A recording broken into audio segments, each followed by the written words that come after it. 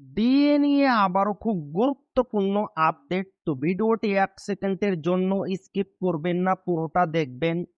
আর আপনি যদি আমাদের চ্যানেলের নতুন দর্শক হয়ে থাকেন এবং চ্যানেলকে সাবস্ক্রাইব না করে থাকেন, তো অবশ্যই চ্যানেলকে সাবস্ক্রাইব করবেন এবং আমাদের পাশে থাকবেন।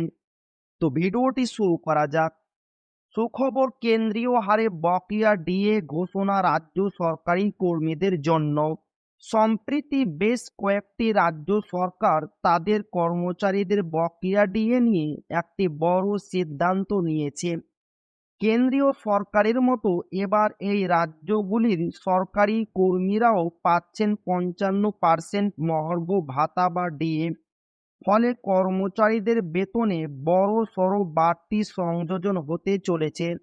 আর এই ৫৫% বকেয়া দিয়ে বৃদ্ধির খবর উত্তরাখণ্ড সরকারের তরফে ঘোষণা করা হয়েছে যে তারা কেন্দ্রীয় সরকারের সাথে সামঞ্জস্য রেখে ডিএ বৃদ্ধি করবে। আপাতত রাজ্যের কর্মীরা কেন্দ্রের তুলনায় পিছিয়ে থাকলেও ধাপে ধাপে সমান হারে ডিএ দেওয়ার পরিকল্পনা করা হয়েছে। আশা করা হচ্ছে আগামী অর্থ বছরের বাজেটে ডিএ সমতা নিয়ে পরিষ্কার ঘোষণা থাকবে। পশ্চিমবঙ্গ সরকারের তরফে এই নিয়ে কিছু ঘোষণা করা হয়নি। এছাড়াও উত্তরপ্রদেশ সরকার কেন্দ্রীয় কর্মীদের সমান হারে ৫৫% ডিএ কার্যকর করেছে। এই সিদ্ধান্তের ফলে প্রায় ২০ লক্ষ কর্মচারী ও পেনশনভোগী উপকৃত হবেন।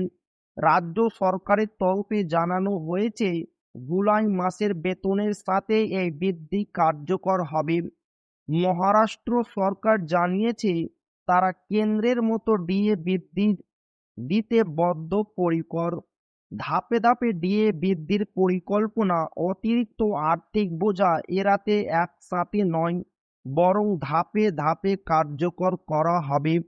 পশ্চিমবঙ্গের পড়োশি রাজ্য ওড়িশা সরকারের তরফে ঘোষণা এসেছে যে তারা কর্মচারীদের জন্য ডিএ ৫০% থেকে বাড়িয়ে ৫৫% করবে। এই সিদ্ধান্তের ফলে লাভবান হবেন প্রায় ৫ লাখ সরকারি কর্মচারী ও ৩ লাখের বেশি পেনশনভোগী। বকেয়া ডিএ বৃদ্ধির ফলে অনেক দিন ধরে করে আসা দাবি মিটে যাবে সরকারি কর্মীদের। তো এই ছিল ডিএ নিয়ে খুব গুরুত্বপূর্ণ আপডেট যা আপনাদের মাঝে শেয়ার করলাম। তো ভিডিওটি ভালো লাগলে অবশ্যই আপনার বন্ধুদের শেয়ার করবেন যাতে তাদেরও উপকার হয়। আর আপনি যদি এখনো আমাদের চ্যানেলকে সাবস্ক্রাইব না করে থাকেন তো অবশ্যই চ্যানেলকে সাবস্ক্রাইব করবেন এবং আমাদের পাশে থাকবেন। তো আবারও দেখা হবে ডিএ রিলেটেড খুব গুরুত্বপূর্ণ ভিডিওতে।